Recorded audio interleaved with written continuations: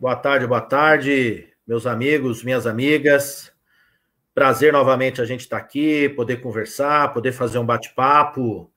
Hoje, num horário diferente, às 15 horas, a gente fazer essa conversa, mas que o nosso convidado vai contribuir muito com esse debate, o ministro Celso Amorim, ele que já foi ministro 2 vezes do Ministério das Relações Exteriores, ficou os dois mandatos do Lula, foi também ministro da Defesa da presidenta Dilma e acompanha o cenário internacional de perto, né, com informações, com diálogos e também dando sua opinião política sobre a questão.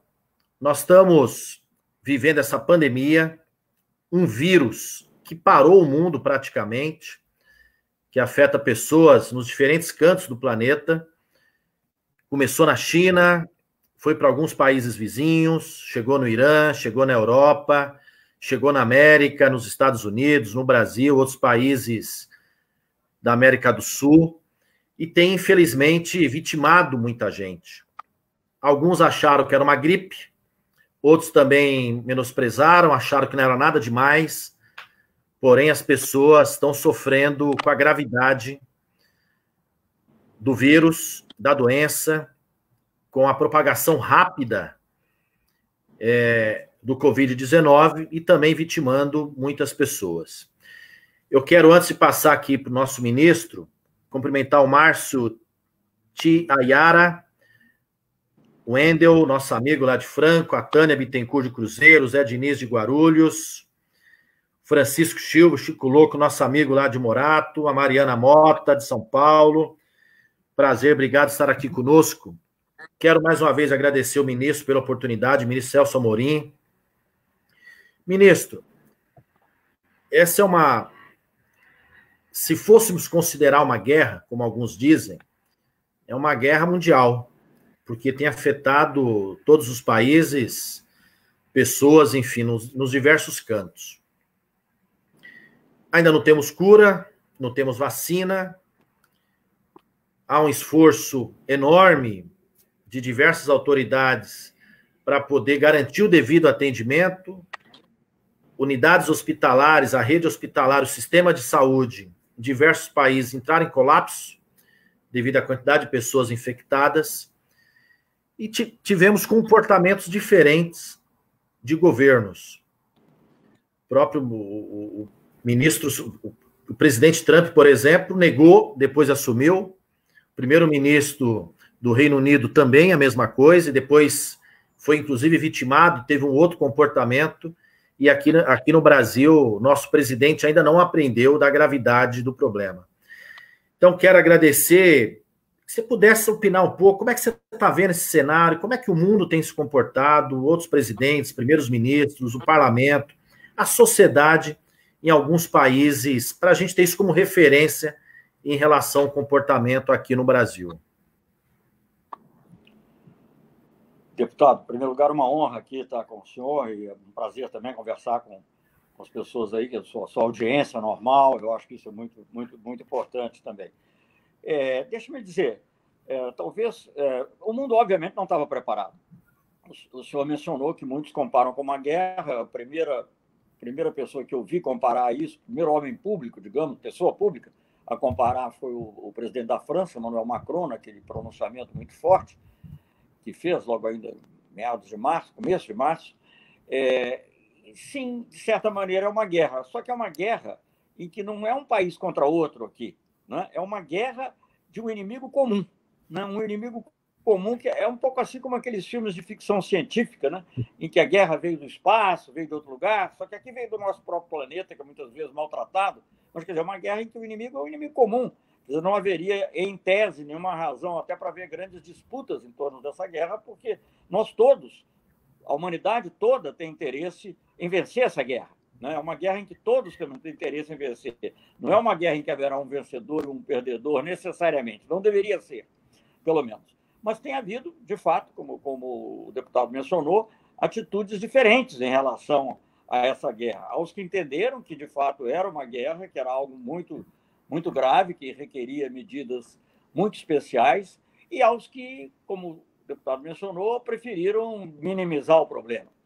Veja bem, em primeiro lugar, eu acho preciso dizer que, de fato, ninguém, nem os mais conscientes, estavam preparados para a dimensão do problema.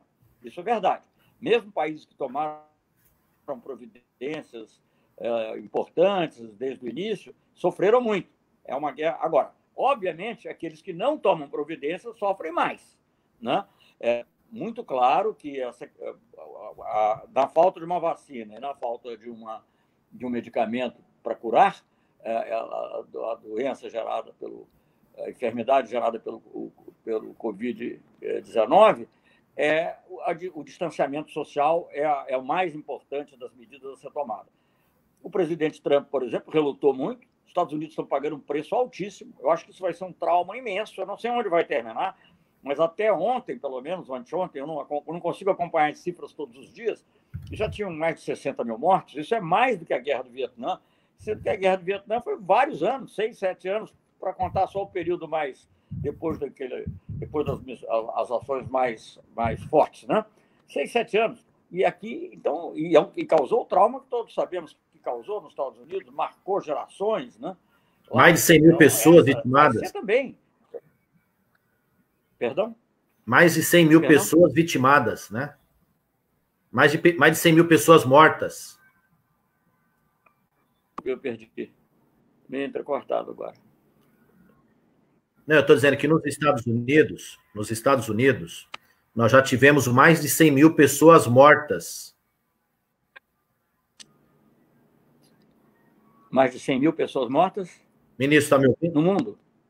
Nos Estados Unidos. Está muito cortado, deputado. Desculpe aqui, mas esses problemas da internet. Não, o que eu queria dizer é isso. São mais de 60 mil nos Estados Unidos, já tem 70 mil, não sei, talvez de ontem para hoje tenha aumentado mais. De qualquer maneira, é um número muito, muito alto, mais alto do que na Guerra do Vietnã, e isso vai ter um trauma profundo que vai se prolongar durante muito tempo, como nós vimos em relação à Guerra do Vietnã. E eu acho que no Brasil esse é um problema, como em outras partes do mundo, mas aqui talvez de maneira mais dramática, nós estamos vendo que também a mesma atitude do Trump no início. O Trump, de vez em quando, ameaça voltar para essa atitude, mas ele não chegou a impedir que os governos estaduais, ou dificultar, ou fazer uma campanha muito vigorosa contra. Volta e meia ele fala e tal, mas não, ele é menos, digamos assim, afirmativo do que o presidente Bolsonaro ao considerar que é uma gripezinha, né? Nas suas atitudes também, não saiu por lá cumprimentando gente, não segurou criancinha no colo, enfim, foi um pouco mais precavido dentro da sua obstinação. Então, eu acho que aqui vai ser um problema muito grave, já está sendo, já estávamos ontem com um número muito, muito elevado de mortes, mais de 7 mil, né? E o Brasil passa a ser não só um perigo para a sua própria população, essas atitudes todas que não detêm a expansão da pandemia, mas inclusive uma ameaça para os vizinhos, né? Para falar um pouco da área internacional, é uma ameaça para os vizinhos, Argentina, Paraguai, até a Bolívia, que tem um governo lá super golpista, né? Também está preocupada, diz que vai fechar as fronteiras. No Paraguai, cavaram ali em bom, o senhor deve conhecer isso melhor do que eu, que é perto aí, tem fronteira também, mas em Pedro Juan Caballero, né, que é a fronteira, acho que é com Mato Grosso, Mato Grosso do Sul, acho, eles chegaram a cortar, fazer valas para impedir a passagem de brasileiros do lado do Paraguai. É uma coisa impressionante. Então, é uma coisa dramática no mundo inteiro. Não sabemos quanto tempo isso vai durar. O país que aparentemente conseguiu controlar alguns países foram os países da Ásia, a própria China, né? Apesar das hesitações iniciais, eu acho, mas conseguiu. E também Coreia do Sul, Taiwan, né? Singapura. Mas Taiwan e Singapura são países menores, né? Mas Coreia do Sul já é um país de certa dimensão. Então, era o exemplo que nós devíamos seguir. É o que deu mais certo, né? E o Brasil, ao contrário, tomou um rumo oposto. Então, e não só o rumo oposto, como também verbaliza de maneira totalmente absurda as críticas que o Trump faz, quer dizer, repete as críticas que o Trump faz à Organização Mundial de Saúde, enfim, despreza a ciência, enfim, como, aliás, já estávamos fazendo em relação ao clima. Mas o clima é uma bomba relógio. Uma bomba relógio pode ser que uma pessoa preparada tenha esperança que ela seja desativada antes de chegar a hora trágica. Nesse caso, não. É uma bomba relógio que já explodiu. Ministro, Ministro, deixa eu ler aqui mais algumas perguntas e registrar algumas presenças do advogado Dr. Marco Antônio, da Sueli Freitas, do Celino Cabral, Rogério dos Santos, Gláucia Franco, feliz aqui com a sua presença, Gláucia, tudo bem?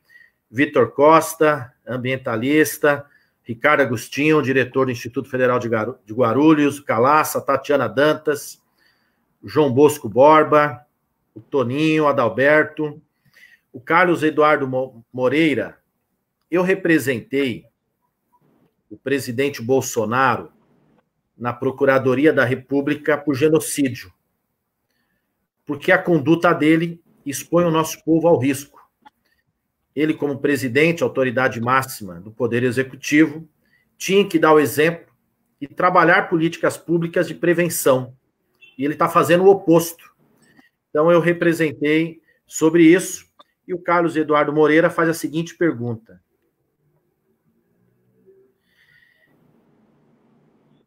Ele está dizendo que entidades, né, grupos coletivos também representaram o presidente Bolsonaro em alguns organismos internacionais. Bom, citando aqui sim, só respondendo ao doutor Carlos Eduardo, houve também outras representações em alguns órgãos internacionais, como a Corte Internacional. Cumprimentar aqui o Basílico João, a Mara Ramos, o Alex Indignado, a Marisa Del Monte, o Robson, o Rogério dos Santos. Tem uma pergunta aqui que eu quero destacar. Fernando Bacelar, o Miguel Cruz, o Reinaldo, vereador em Bugaçu, pergunta de que maneira a política externa brasileira, nesse momento onde o mundo precisa de uma certa unidade, precisa dos órgãos internacionais, para poderem, através da cooperação, tentarmos superarmos essa crise, e a nossa conduta na política externa tem sido o oposto. Tem sido uma política de agressão, por exemplo, à China, tem sido uma política de agressão a organismos internacionais, como a Organização Mundial de Saúde, e a pergunta dele é como o Brasil, através da sua política externa, pode colaborar, né, pode se integrar, e se hoje está fazendo isso da maneira adequada, né? Na minha opinião, esse governo é o governo do gol contra, da traição, que nomeia ministro para fazer o oposto daquilo que deveria. E o ministro das Relações Exteriores é um deles, que faz o oposto daquilo que a sua obrigação determina. Cumprimentar aqui o Luizinho dos Bancários, a Mariana Moto, Kiko, um abraço para o Taim Paulista, Kiko, o Wilson Anastácio de Catanduva, nosso abraço.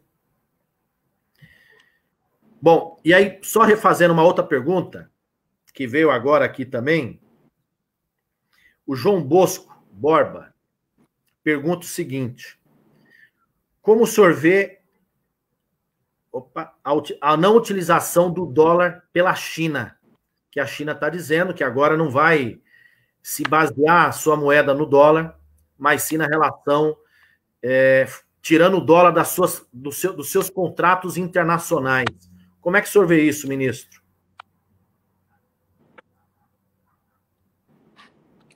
Bem, deixa-me voltar à primeira parte da pergunta e à política externa.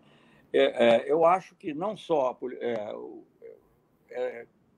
a ação é totalmente absurda, as ações que tem tomado, as agressões à China, mas ela, nesse aspecto do coronavírus, ela é praticamente criminosa em relação ao povo brasileiro, porque a China foi o primeiro país, juntamente com alguns outros, como eu mencionei, a Coreia do Sul, Taiwan, que a gente não tem relação, Taiwan, foi um dos primeiros países que conseguiu controlar o problema. E até pela experiência dolorosa que teve, né? As primeiras imagens da China chamaram muita atenção, e ela prestou auxílio à Itália, prestou auxílio a outros países. Então, o Brasil tem uma parceria estratégica com a China, uma parceria estratégica que, na realidade, começou a ser montada na realidade, ela vem desde o governo Geisel, quando se estabeleceu relações. Mas depois se consolidou e se consagrou, se formalizou no governo Itamar Franco, do qual também foi ministro das Relações Exteriores, num documento, uma parceria estratégica criada na época em que o presidente da China era o Jiang Zemin. E ele veio ao Brasil na primeira visita de Estado que ele fez a um outro país. A primeira visita de Estado do Jiang Zemin foi ao Brasil. Quer dizer, a China estava determinada a fazer uma parceria estratégica. E então nós teríamos... E ela se desenvolveu muito, foi mantida por outros governos, se desenvolveu no governo do presidente Lula e da presidenta Dilma, inclusive por causa dos BRICS, né, que criaram um outro grupo mundial, internacional, de grande importância no cenário global. Então, nós teríamos tudo dentro desse contexto para sermos um sócio privilegiado. Eu não vou nem falar da questão dos prejuízos comerciais, que são óbvios, já estão ocorrendo, aliás, porque os chineses já estão comprando soja norte-americana, mas, sem falar nisso, quer dizer, a assistência para combater a doença, a pandemia, seria fundamental. Eu vi outro dia os governadores do Nordeste falando, o governador da Bahia, Rui Costa, aliás, quero elogiar o trabalho que eles têm desenvolvido, mas as dificuldades que eles têm para obter equipamento e para ter gente para operar o equipamento. Então, a China seria o país que poderia nos fornecer mais do que qualquer outro, até porque já passou pelo problema. No futuro pode ser até que algum outro país europeu e outros possam, mas não, no momento é a China. Então, você, num momento como esse, para atender os objetivos da extrema-direita norte-americana, porque não é nem dos Estados Unidos como um todo, da extrema-direita, do Trump e da extrema-direita norte-americana, cometer as agressões que você comete com a China, é um desserviço ao nosso povo de uma dimensão que eu nunca vi na política externa. Olha, eu vou dizer, eu vivi muitos momentos difíceis. Tive muita vergonha do Brasil, na época em que se torturava, se matava, mas não tinha vergonha da diplomacia propriamente. Claro que ela se valia de uma certa hipocrisia, desconversava, etc., mas não cometia os desatinos que são cometidos hoje. Então, eu acho que isso é um ponto importante para dizer. Eu acho que sobre isso participei há poucos dias atrás de um debate público em que estavam o embaixador Recupero, que não foi ministro do Exterior, mas foi ministro da Fazenda e foi um diplomata muito destacado, embaixador em Washington, etc. Participavam o Aloysio Nunes, com quem eu tive grandes divergências quando ele era senador, e participou o Celso Laffer, que foi meu antecessor, e com quem também tem diferenças importantes. Todos unânimes em dizer que a política externa brasileira está no pior momento possível, é um momento, digamos assim, em que o Brasil é um pária internacional. Então, essas agressões à Organização Mundial de Saúde, à China, esse alinhamento servil ao governo Trump, tudo isso nos prejudica muito, nos ameaça com nossos vizinhos, inclusive, né? Toda essa política agressiva que os Estados Unidos desenvolvem com relação à Venezuela, com a qual nós não temos nada a ver. Independentemente do julgamento que cada um possa fazer sobre o governo Maduro, o Brasil não tem que se meter numa cruzada que, na realidade, não tem nada de ser em favor da democracia, uma cruzada pelo petróleo. Os Estados Unidos querem ter o controle do petróleo por uma eventual rivalidade acrescida com a China ou com a Rússia, sei lá eu. Então, porque a Venezuela tem ainda as maiores reservas conhecidas, comprovadas de petróleo. Então, além do nosso próprio petróleo, mas falando da Venezuela. Então, quer dizer, nós não temos por que comprar essa briga. Então, eu acho que esse é o desatino geral, isso tem determinado muitas das nossas atitudes. Para passar para a segunda pergunta, rapidamente, eu não sou um economista, não sei, mas é uma coisa evidente que, digamos, essa decisão, a moeda é um grande símbolo, entre outras coisas, mas ela é um grande símbolo do poder dos países. Quando a economia mundial sai do padrão da Libra, a Libra deixa de ser a moeda, a Libra esterlina deixa de ser a grande moeda e a moeda passa a ser o dólar, esse é o marco da passagem, coincidindo com a Segunda Guerra e o final da Segunda Guerra, isso é o marco da passagem da hegemonia, não só do Reino Unido, mas da Europa em geral, onde o marco alemão também era muito importante, diga-se de passagem, para os Estados Unidos. Né? Então, a China, o que ela está dizendo? Ela está dizendo, não, eu não vou mais vou comerciar com moeda digital, né, que eles determinaram, dentro, que é desvinculada do dólar. Então, eu acho que é uma jogada que comprova, digamos assim, uma grande autoconfiança, porque moeda é essencialmente, hoje em dia, confiança. Não tem mais lastro de ouro, não existe mais. Então, é confiança na economia do país. Então, a primeira grande confiança é deles próprios, uma grande autoconfiança. Só quero lembrar, para concluir assim, rapidamente esse ponto, que quando nos BRICS, várias vezes nós conversamos sobre a possibilidade, eu não diria propriamente de uma moeda única dos BRICS, mas a possibilidade de comerciarmos em moedas próprias, evitando também o dólar. O que nós chegamos a fazer de uma maneira muito embrionária com a Argentina, mas não chegou a se desenvolver, atingiu 2%, 3% do comércio, não sei. Mas era um passo importante. Então, eu acho que é um marco indiscutível dessa mudança na hegemonia mundial. Claro que os Estados Unidos continuarão, depois da pandemia, apesar do trauma que ele está vivendo e vai viver, continuarão a ser uma grande potência, mas não será mais a potência hegemônica. Vão ter que dividir isso com a China.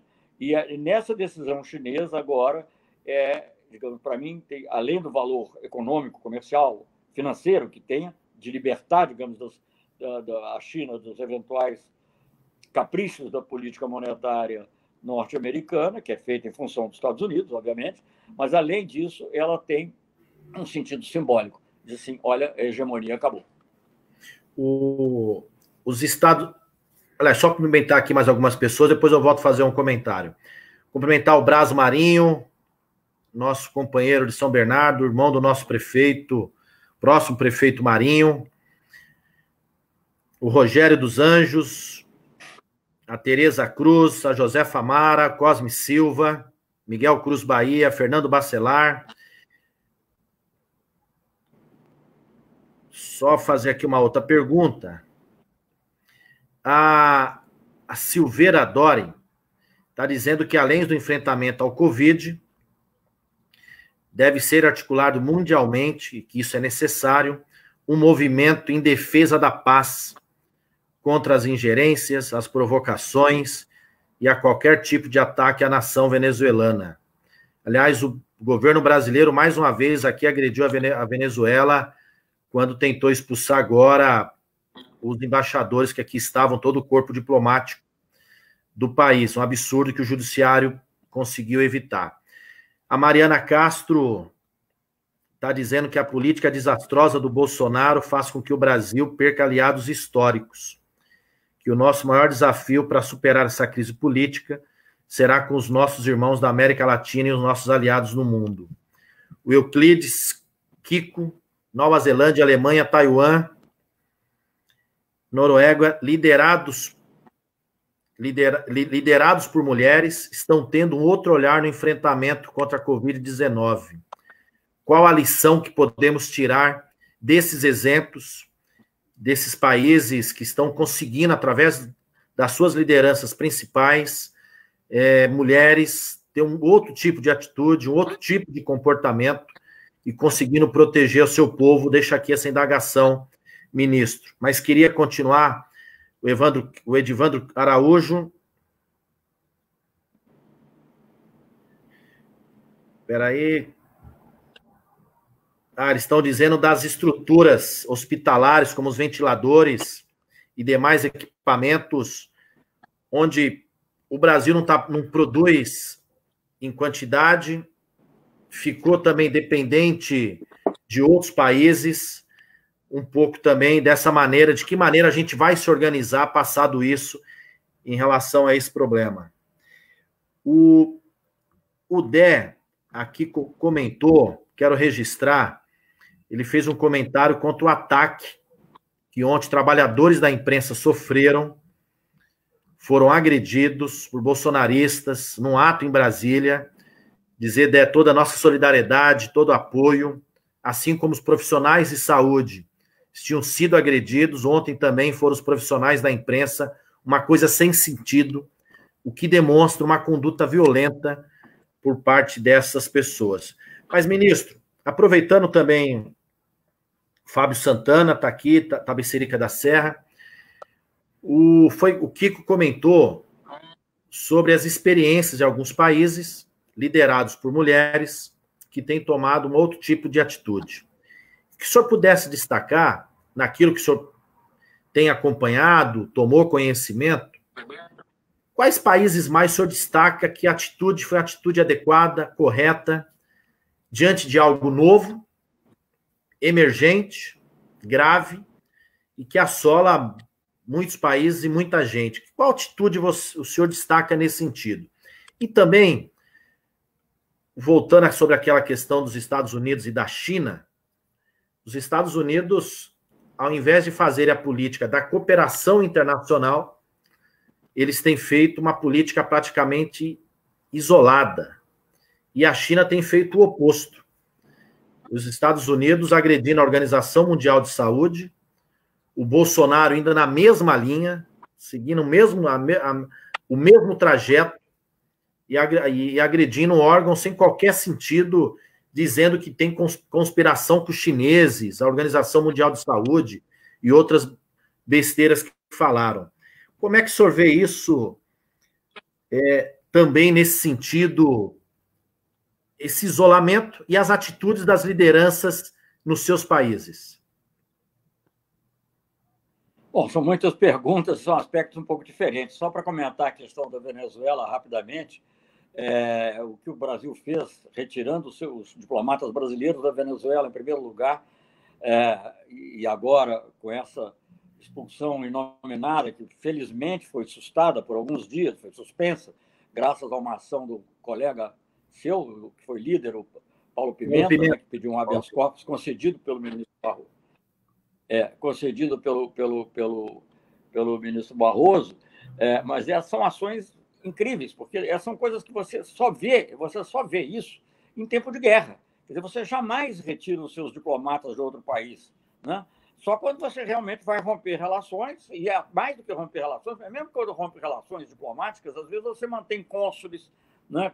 Claro que por acerto recíproco, para poder proteger os nacionais. O Brasil tem não sei quantos exatamente, eu ouvi dizer dos venezuelanos que são 10 mil brasileiros na Venezuela, que não têm proteção. Se eles quiserem documento, se eles quiserem, inclusive, voltar para o Brasil, não tem a quem recorrer, diferentemente de outros países. Isso é uma coisa inominável, porque o ministro Araújo determinou a retirada. Então, você só faz isso quando você se prepara para uma guerra.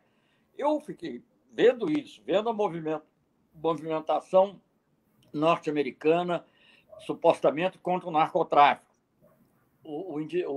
Acusações, indiciamento mesmo, do presidente Maduro como se fosse um narcotraficante, obviamente uma coisa totalmente forjada e arranjada para justificar uma eventual ação, fiquei muito preocupado. E continuo preocupado. E espero que, digamos, não cheguemos ao absurdo, porque em fevereiro nós tivemos à beira de uma guerra. Aquela operação humanitária, e o chanceler brasileiro chegou a ficar dentro de uma van que ia levar, supostamente, ajuda humanitária para a Venezuela. Se ele entrar lá e levasse um tiro, a guerra começava. É assim que começam as guerras. Ninguém diz, olha, vou começar uma guerra. Né? As coisas acontecem assim. Na Primeira Guerra Mundial, foi um sujeito que deu um tiro no arquiduque lá em Sarajevo, arquiduque austríaco, e começou a guerra. Então, é uma irresponsabilidade absoluta. O que se faz... Veja bem, até o governo do Temer, com o qual não tenho nenhuma simpatia, evidentemente, né, ele, ao tomar atitudes assim, difíceis com a Venezuela, em relação ao Mercosul, manteve a comunicação. O ministro da Defesa se comunicava com o ministro da Defesa venezuelano, os ministros das Relações Exteriores se comunicavam, aparentemente até continuam a se comunicar. Então, isso que foi feito é uma coisa de uma loucura sem limites. Quer dizer, as pessoas...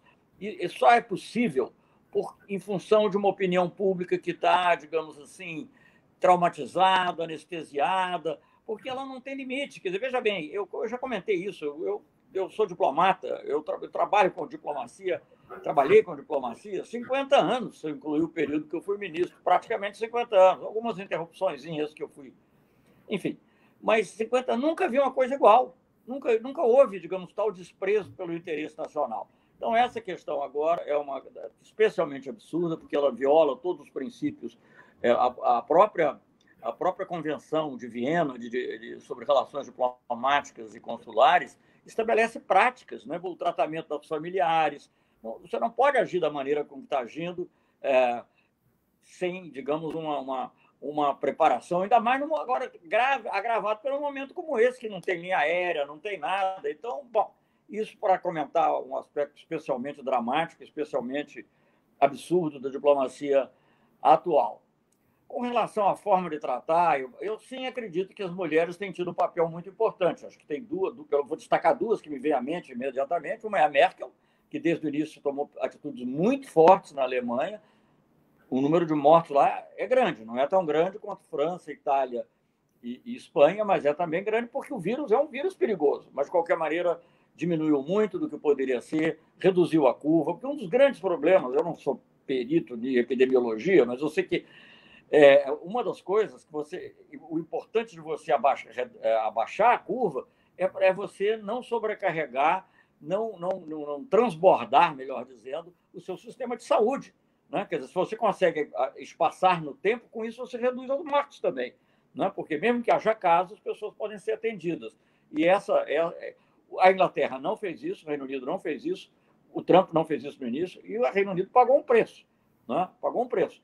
É verdade que o Boris Johnson saiu lá da UTI elogiando o sistema público de saúde, que é uma espécie de SUS deles, né, o National Health, que é a criação dos trabalhistas depois da Segunda Guerra Mundial, que eles viviam criticando, tentando diminuir, enfim, tentando diminuir os recursos, etc. Então, ele, de certa maneira, deu a mão à palmatória, dizendo que a melhor coisa que a Inglaterra, que o Reino Unido tem, é o sistema de saúde, o National Health. Então, eu acho que essas são as pessoas que têm que ser admiradas. Essa primeira-ministra da Nova Zelândia, a chanceler, lá o título é chanceler, mas primeira-ministra da Alemanha, Merkel, enfim. Claro que alguns homens também. Alberto Fernandes, aqui perto de nós, tomou medidas muito fortes imediatamente. E se você comparar o número de mortos e de casos na Argentina, é impressionantemente baixo, não tem nada a ver com a proporção das populações. E os casos começaram mais ou menos ao mesmo tempo que eu estava na Argentina, quando houve o primeiro caso. Eu estava saindo da Argentina, na realidade, eu estava no aeroporto de saída quando houve o primeiro caso, não a primeira morte, o primeiro caso. Imediatamente ele tomou medidas fortíssimas. No Brasil tinha havido 5, 6, pouquinhos, assim, 8, sei lá.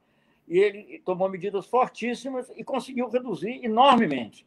Então, isso mostra, digamos, o que uma pessoa consciente, com sentido de solidariedade, com empatia pela população, porque o problema é esse. Essas mortes não são estatísticas, são seres humanos. Né? O número de pessoas que morrem deixa um quadro chorando. Né? E órfãos, e viúvas ou viúvos, né? É uma coisa absolutamente terrível. E essa insensibilidade que o governo brasileiro demonstrou é impressionante. Eu concordo que, em geral, as mulheres são mais sensíveis tendem a ser mais sensíveis a essas situações, enfim, pela própria... Enfim, normalmente já cuidam da família, tem essa empatia pela necessidade de cuidar da saúde, etc. Mas eu acho que o fato de ser homem não desculpa, porque você pode também, como com o Alberto Fernandes, o caso do Alberto Fernandes e outros, demonstram que é possível agir solidariamente, firmemente, de uma maneira consciente. Agora, só completando essa parte um pouco, porque foi mencionado e eu falei pouco, a Organização Mundial de Saúde é outro aspecto, é uma organização importantíssima. E aí, veja bem, o Brasil teve o segundo diretor-geral da Organização Mundial de Saúde, que foi criado depois da Segunda Guerra Mundial. O segundo diretor foi um brasileiro, ficou lá, acho que 8 ou 10 anos, teve 2 mandatos, muito, muito importante, doutor Candal. O Brasil admirado, o Brasil sempre teve uma liderança. Eu devo dizer que, pessoalmente, até eu me envolvi muito em várias ações, aliás, até antes do governo Lula, com o governo Lula mais ainda, porque nós criamos a Unitaid, que é uma organização para facilitar o acesso a medicamentos, e antes disso já tinha me envolvido com a questão de patentes, etc. Né? Então, o Brasil sempre teve uma posição forte. Outro dia li um tweet de uma canadense espantada com a maneira como o Brasil não tem tratado do assunto ou tem tratado de maneira errada. O México apresentou uma resolução na Assembleia Geral das Nações Unidas que foi copatrocinada. Copatrocinar significa um apoio muito forte, né? Significa que você, como o nome indica, ser um pouco mãe da resolução. 179 países patrocinaram. O Brasil, para imitar os Estados Unidos, e a pedido do governo americano, pelo que eu estou informado, deixou de copatrocinar. As pessoas ficam pasmas, não entendem. Aí, 2 dias depois, ou 3, o secretário-geral da ONU, Guterres, se junta com o diretor-geral da Organização Mundial de Saúde e faz um grande plano, o início de um grande plano para enfrentar o coronavírus. E o Brasil não está presente. É uma coisa que nunca aconteceu. O Brasil é um país central nessas coisas. Mas hoje nós vivemos um isolamento triste e vergonhoso que tem que ser modificado. Mas voltando à pergunta central, sim, as mulheres têm um papel muito grande, e esses dois exemplos, da Merkel e da primeira-ministra, cujo nome não me lembro, a primeira-ministra da Nova Zelândia, são muito notáveis. Ministro, o Fábio Santana, na linha do que o senhor falou, diz o seguinte, que em seu livro, Conversas com Jovens Diplomatas, o senhor diz o seguinte: vocês se preparem, porque a política externa brasileira tomou novos rumos. E ele pergunta se isso foi por água abaixo. Eu queria, e aí dizer que tem vários parabéns aqui, muitas pessoas parabenizando e dizendo que tem saudade dos nossos governos e do tempo que o senhor era ministro de Relações Exteriores. Mas queria fazer uma outra pergunta, que uma pergunta também aqui do Reinaldo, que é professor de economia. Muitos países liberais ou ultraliberais estão tomando medidas econômicas de proteção social diferentes da política que eles pregam, vamos dizer, no momento normal.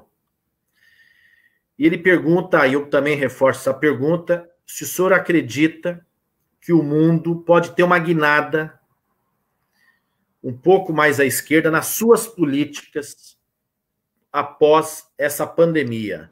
Ou seja, após passar essa crise, será que essas políticas, onde defendem e que o Estado tem que estar presente na economia, tem que estar intervindo, tem que ser aquele acolhedor, o protetor do seu povo, o senhor acha que isso deve prevalecer mais um pouco? Não, em diversos países, enfim, uma guinada mundial é a pergunta do Reinaldo, e que eu também reforço nesse sentido. E por último, queria perguntar, o senhor acredita que de fato nós estamos passando uma vergonha gigantesca, mundo afora, devido à conduta do governo brasileiro? Ou seja, o Brasil tem uma imagem extremamente negativa hoje no mundo. É esse o olhar que as pessoas têm sobre o país?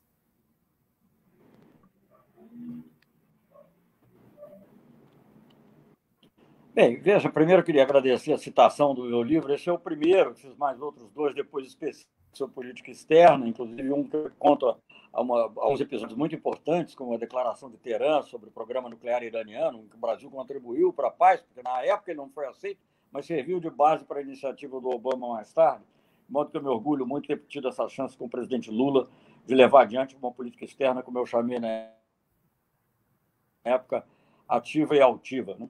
E, enfim, agora está indo tudo por água abaixo, mas eu não acredito que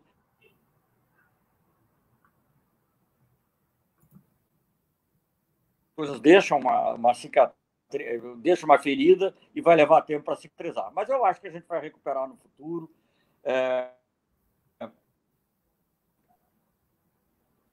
Eu espero que nós vamos ter mais governos, ainda que adaptados ao novo momento. Com relação às mudanças de política econômica que têm ocorrido no mundo, só duas observações. Primeiro, com relação ao tempo atual. No Brasil, houve até um ensaio de tentar isso com esse plano pró-Brasil, acho que deram o nome, que o general Braga Neto apresentou. Só que aquilo ali, na verdade, é uma coisa formal e um pouco oca, porque sem ter os recursos, sem produzir os recursos, porque acho que, inclusive, nesse momento não é só uma questão de ter os recursos previamente designados, mas você pode, através de... Como todos os economistas têm dito isso, através da emissão de dinheiro, dívida pública, etc., pode criar esses recursos, mas, obviamente, quando eles dizem que vão respeitar o teto dos gastos, eu até tinha tido uma certa ilusão, será que voltou uma visão tipo PND, do tempo do Veloso, para fazer? Não voltou. Não voltou, aquilo é uma coisa que não é para valer, faz parte de uma cortina de fumaça, na minha opinião, para manter a política do Guedes. E mesmo as medidas positivas, que só foram tomadas porque o Congresso aprovou uma coisa, o Congresso queria uma coisa muito maior, e no final das contas o presidente ficou lá com R$600, mas é feito de maneira difícil, engasgada, porque não está no DNA dessas pessoas esse tipo de política. Então, essa é a observação que eu faço em relação ao Brasil. E quando jornais como o Financial Times, falando das coisas mais conservadoras que tem, Financial Times, Economist, conservadoras do ponto de vista econômico, dizem que o Brasil tem que ir por esse caminho também. Então, há essa limitação. Com relação ao futuro, né, eu acho, aí é uma coisa difícil de você também ter que falar com certeza, mas eu acho que já vinha havendo, antes mesmo dessa pandemia, um certo cansaço com a globalização, né? E esse cansaço se expressava, às vezes, por governos progressistas que procuraram mudar, né? A própria vitória na Argentina, no México, importantes, países em desenvolvimento, mas grandes, importantes, e às vezes, de maneira, digamos, populista e nacionalista, mas um nacionalismo de direita, como é o caso do Brexit e algumas outras posições aí que nós poderíamos mencionar, o próprio Trump, de certa maneira. Eu acho que há esse cansaço e nós vamos ter um grande desafio de poder manter uma cooperação internacional ativa, porque o mundo de hoje, nós não estaríamos falando aqui hoje se não houvesse uma certa globalização, então nós não podemos falar que somos contra a globalização, mas sim nós temos que impedir essa liberalização desenfreada, sobretudo no que diz respeito aos fluxos de capital, no que diz respeito ao acúmulo de recursos, ao aumento da desigualdade, né? Então, é fato comprovado que a desigualdade já vinha aumentando, continuou aumentando depois da crise de 2008 e continuará se nós não fizermos nada, porque não há nada automático. Eu acho que haverá, sim, muita reação, em muitos lugares haverá uma visão de que não é possível manter as políticas neoliberais. Agora, como isso vai triunfar e para que lado vai triunfar, dependerá da atitude das pessoas, dos indivíduos, das lutas políticas. Por isso que esse trabalho que o senhor deputado aí está desenvolvendo, de elucidação, de discussão com as pessoas, é muito importante, porque não é automático. Nada é automático na história, né? A história vai criando possibilidades novas. Mas para que lado você vai? Você veja bem, depois da Primeira Guerra Mundial, teve a Revolução Soviética, né, que não teria havido, se não fosse, na minha opinião, se não tivesse havido a Primeira Guerra. Claro que houve muitos outros fatores também, mas a Primeira Guerra Mundial.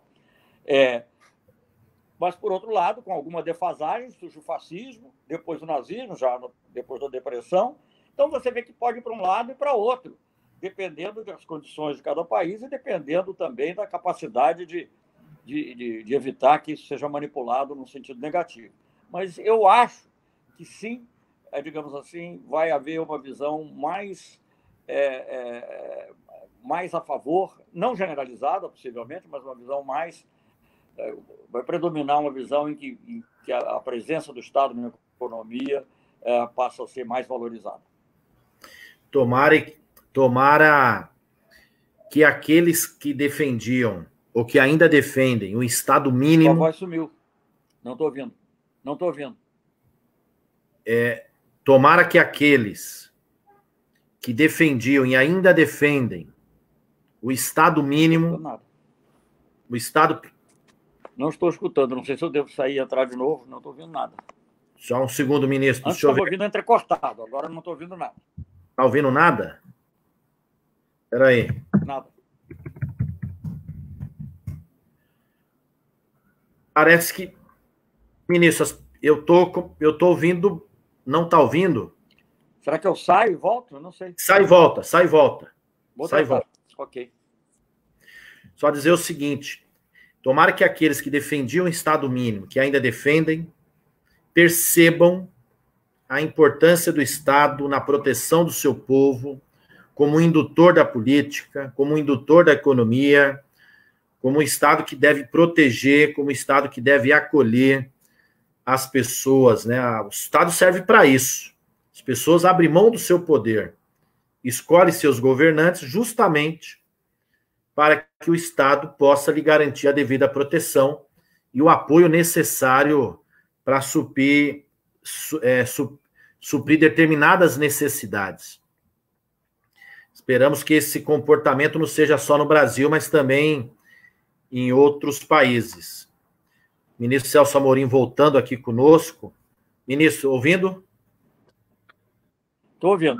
Fale devagar, porque eu, como ouço muito entrecortado, às vezes eu perco um pouco o sentido. Eu estava dizendo, ministro, tomara que aqueles que defendiam o Estado mínimo percebam a importância do Estado diante dessa crise, porque é no mundo inteiro quem está garantindo o apoio é o Estado, não é a iniciativa privada. Aliás, hoje, e daqui a pouco eu vou ter que voltar para a sessão da Câmara, o Brasil começou dando sinal ao parlamento diferente, mas está voltando à sua lógica política desse governo. Nós vamos aprovar na Câmara, nós vamos votar contra isso, tem a PEC 10, que salva o sistema financeiro, porém, o Senado aprovou uma emenda para que as empresas favorecidas não demitam. O relator na Câmara, o Senado fez certo. O relator na Câmara apresentou o relatório agora, acabei de ter informação aqui por Zap, retirando isso. Quer dizer, ele quer que o Banco Central garanta dinheiro comprando títulos secundários da dívida, inclusive podendo, eventualmente, tem títulos podres no meio, porém, o beneficiário não terá obrigação nenhuma de manter sequer os empregos. Isso é um absurdo. Iremos votar contra essa medida. E uma outra medida, também deve ir a voto hoje ou amanhã, o Senado aprovou, semana passada, um apoio, uma política de apoio aos estados, de apoio aos municípios necessária. Na verdade, é o apoio ao povo, né? Porque quem está prestando o serviço na ponta são os prefeitos e os governadores, através da sua rede de saúde. Porém, quer condicionar isso uma política que retira direito do servidor público, congelando promoções, proibindo novos concursos públicos. Quer dizer, ao mesmo tempo que garante o apoio do governo federal necessário aos governos locais, quer enfraquecer o Estado. Também votaremos contra essa proposta, não tem sentido algum. O que a gente precisa nesse momento é o oposto. Mas, ministro, eu vou fazer a última pergunta. Aliás, Marcelo Rezende, cumprimentá-lo, está dizendo da situação, da dificuldade dele, que não conseguiu o cadastro no auxílio emergencial e está procurando aí uma vaga de emprego, procurando apoio. Sabendo de algo, conte conosco. Parabenizá-lo aí pela luta. Ministro, eu queria fazer uma outra. O Zé Melo, nosso companheiro, jornalista de Caraguá, candidato a prefeito, trabalhou nos nossos governos federais. Um grande abraço, Melo, estamos junto contigo.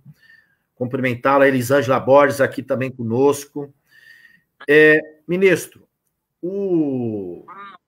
queria, mudando um pouco de assunto, se me permite, caso o senhor queira responder, o senhor também foi ministro da Defesa, tivemos uma declaração, uma nova declaração do presidente, onde ele diz, inclusive, que as Forças Armadas estariam com ele e eventuais medidas mais duras, mais antidemocráticas, dando a entender, inclusive, de uma certa ruptura política.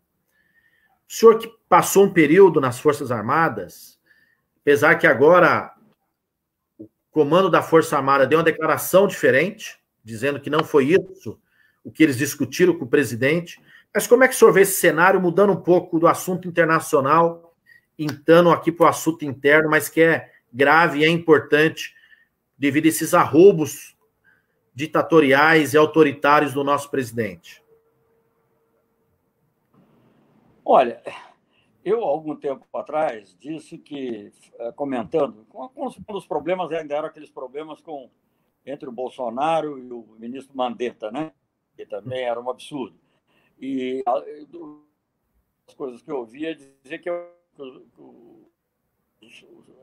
as Forças Armadas tinham entrado numa armadilha, porque eu acho que elas não criaram o que está aí, elas possibilitaram, de certa maneira, pelas atitudes, sobretudo aquele famoso do Vilas Boas, mas não, digamos, não foram elas que tomaram o poder, mas elas, digamos, viram nisso uma oportunidade de voltar a ter poder, das pessoas terem cargos, para ganhar dinheiro, ser gestor, conseguir Enfim, eles se acham muito competentes, são competentes para certas coisas, mas não para outras, porque não foram treinados para outras, a não ser excepcionalmente um ou outro. Então, eles viram isso. E eu acho que eles se deixaram seduzir por essa atitude. Eu acho que o que demonstra isso, mais do que tudo, é aquela eu referi há pouco, aquela apresentação do Braga Neto de um novo plano, que seria um novo plano de investimento, de desenvolvimento para o Brasil. Isso demonstraria assim, olha, tem uma chance de nós fazermos o Brasil do jeito que nós queremos. Não vou nem entrar no mérito, mas já se demonstrou que isso não vai acontecer. Então, eu acho que eles estão, em função disso, eles continuariam apoiando o Bolsonaro, mesmo apesar da saída do Mandetta e a saída do Moro. A saída do Moro é mais grave para eles, porque muitos desses militares, eu não tenho nenhuma simpatia pelo Moro. Para mim, Moro e Bolsonaro, acho até em alguns aspectos e a longo prazo o Moro mais perigoso. O Bolsonaro está tendo uma política de grande destruição hoje, mas um dia isso vai acabar e a coisa muda. O Moro é uma pessoa que mais diretamente se insere organicamente no processo de lawfare, que foi o golpe que deram contra a Dilma, contra o Lula e contra as forças progressistas no Brasil. Mas, enfim, deixando isso de lado, de qualquer maneira, o Moro tinha aquela aura entre essas pessoas de moralismo. Né? Então, muitos eu acho que das pessoas gradas, militares, da reserva, da ativa, devem ter se decepcionado muito. Mas continuamos ali nessa barganha que eles entraram. Eu vejo, como aliás os jornais têm noticiado, eu não tenho nenhuma informação privilegiada, eu apenas posso, em função do meu conhecimento e do que eu leio, deduzir o que é mais razoável e não é razoável. Eu acho que há uma tensão crescente entre o alto comando das Forças Armadas e os generais que estão, e o presidente, e que passa pelos generais que fazem parte, digamos, daquilo que eles chamam, esqueci o nome agora, ala militar do governo, que seria o Heleno, que não é mais nada praticamente, Braga Neto, que é discreto, mas está muito dentro do governo, pela função que ocupa, da Casa Civil, e o próprio ministro da Defesa, que é ele mesmo um militar. E eu disse, teve um cargo importante no governo Dilma, foi a autoridade olímpica. Mas eu acho que o alto comando tem uma reação maior, porque eles sentem, digamos assim, o desgaste que certas atitudes do presidente causam, como aquela participação aquela participação em favor do AI-5, etc. Então, eu acho que dificilmente eles entrariam numa de dar o golpe. Agora, até que ponto irá a tolerância deles quando o presidente faz coisas que estimulam uma atitude golpista na sociedade, que buscam desmoralizar o Supremo, buscam desmoralizar o Legislativo, mas não chega formalmente a dar um golpe? Até que ponto irá a tolerância dos militares? Não sei. No início desse processo todo, no início do governo Bolsonaro, conversando com outras pessoas que eu conheço, até do meio militar, eles tentavam me convencer, às vezes, olha, não é um governo militar, é um governo com militares. Cada um está lá com a sua agenda, está lá por uma razão diferente, e parecia que a saída do Santos Cruz, o rebaixamento de outros, enfim, parecia dizer que eles tinham razão. Mas na entrada do Braga Neto, que tinha sido até a véspera chefe de Estado-Maior do Exército, e os rumores atuais, inclusive, de que podem tirar o Pujol, me deixam isso muito, que é o comandante do Exército, me deixam muito na dúvida e muito preocupado. Eu acho que nós estamos vivendo um momento decisivo, um momento em que nós precisamos saber se houver, eu não estou dizendo que haverá, não quero, uma coisa é retórica, uma coisa são as ações provocativas, outra coisa é um choque frontal. Se houver um choque frontal do presidente com a legalidade, de que lado ficarão? Tomara, fundamental, eu não sei. Tomara que eles fiquem em defesa da Constituição, defendendo nossos valores maiores e não valores autoritários. E é importante frisar... Esperemos. Eu acho que o sentimento da maioria daqueles, sobretudo os da ativa, do comandante, dos três comandantes, quer dizer, eu os conheço pessoalmente, mas nunca conversei política sobre eles. Eles tinham generais de 2, 3 estrelas, oficiais generais de 2, 3 estrelas, que eu era ministro da Defesa. Hoje são todos de 4 estrelas, alguns até já. Então, eu nunca conversei política, conversava coisas da pasta. Sempre me pareceram, os três que eu conheço, muito razoáveis, muito profissionais, sempre querendo se manter afastados da política. Vamos lembrar que, durante o governo Dilma, houve alguns fatos importantes. A Comissão da Verdade, né? Apesar dos incômodos que causou, mas a Comissão da Verdade foi uma coisa importante. Outra coisa importante foi os restos mortais do João Goulart recebidos com honras militares em Brasília e até em São Borja depois. E, talvez até mais significativo do que isso, a presença dos chefes militares, dos comandantes, a convite meu, que nesse caso não era nem a convite da presidenta, porque ela não participou do evento, do ato do Congresso Nacional, ou do Congresso Nacional, em que foi anulada a cassação, a declaração de vaca de presidência em 1964, em outras palavras. A câncer da presidência decretada pelo Auro Moro Andrade. Então, são coisas importantes. Quer dizer, havia uma... Eu acho que, digamos assim, embora muitos defendessem ainda 64, era uma postura muito defensiva. Eu fiquei muito preocupado, para falar a verdade, com a nota que foi feita há pouco tempo, em 31 de março, e isso era um que não se via mais. Não se via mais forçados ou sei lá o quê, mas o fato é que não se via mais uma defesa ativa e uma glorificação havia, sim, às vezes, uma defesa, uma justificativa, de não era assim, era Guerra Fria, bababá, bababá, mas nunca, digamos, uma glorificação do que foi feito, do movimento do golpe de 64, não havia mais. Então, fico muito preocupado. Acho que os 3 comandantes devem ter sido induzidos, não acho que fosse espontâneo eles, pelo que eu conheço das pessoas, pelo que as pessoas equivalentes foram induzidos a fazer isso, mas é lamentável, porque, ao mesmo tempo, essas coisas colam, e eles foram entrando, digamos, nessa escalada retórica, cujo objetivo, em última instância, é um golpe, né? Um golpe, ele pode chamar da maneira que chamar, mas, veja bem, isso aí, quando há pelas polícias, as polícias militares, mesmo as que estão sob controle as polícias militares estão sob controle dos governos estaduais, mas há alas que não obedecem. Tudo isso é preocupante. Vamos ver, espero que o desfecho seja esse, da legalidade. Como eu tenho dito, eu não quero que os chefes militares, eu dizia isso como ministro da Defesa, hoje eu não tenho nenhuma autoridade, não queria que eles concordem com as minhas ideias. Eu quero que respeitem a hierarquia e a legalidade, principalmente a legalidade e a Constituição, como o deputado disse. Foi o que eles disseram agora, em resposta a essas alegações do Bolsonaro de que as Forças Armadas iam com o povo, de maneira que ele define povo,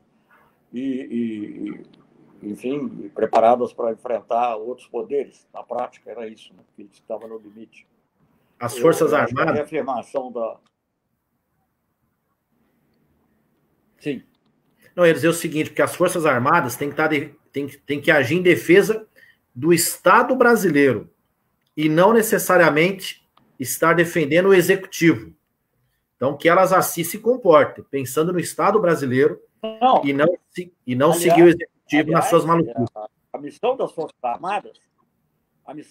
Armadas, que, a meu ver, talvez devesse até ser mais restrita, mais para a defesa externa do país, mas como está na nossa Constituição, foi aquela situação complicada, o Sarney, etc., durante a Constituinte, a missão das Forças Armadas é 1, a defesa da pátria, 2, a defesa dos poderes excluídos e a pedido de qualquer deles, não é só o Executivo, a lei e a ordem.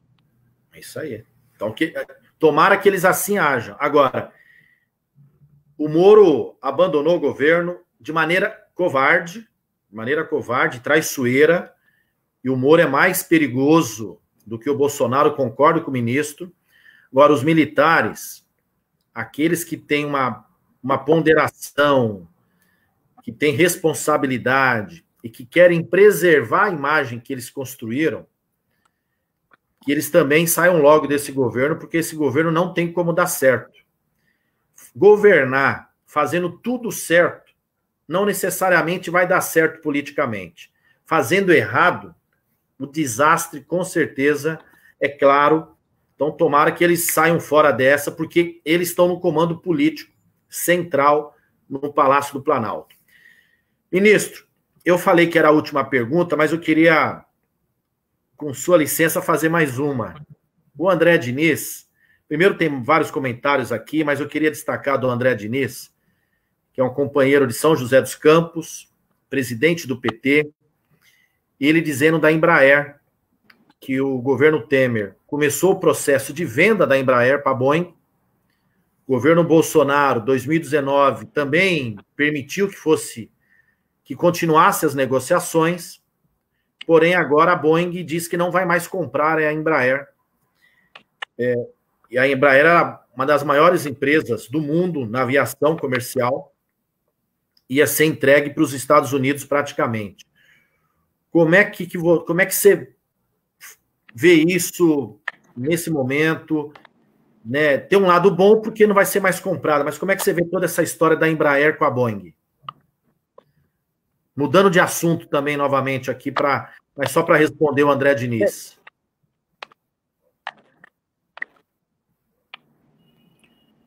Veja bem, bom, eu fui contra, obviamente, essa venda, me manifestei várias vezes, fui lá, São José dos Campos, a convite, inclusive, dos sindicatos, dos trabalhadores da Embraer, fui lá comentar, porque eu acho que isso é um total absurdo, os pressupostos são totalmente errados,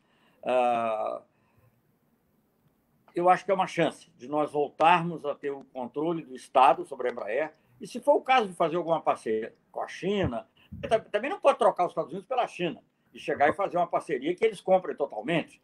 Né? Agora, se nós pudermos fazer uma parceria bem negociada, talvez seja necessário, porque esse é um mercado muito difícil.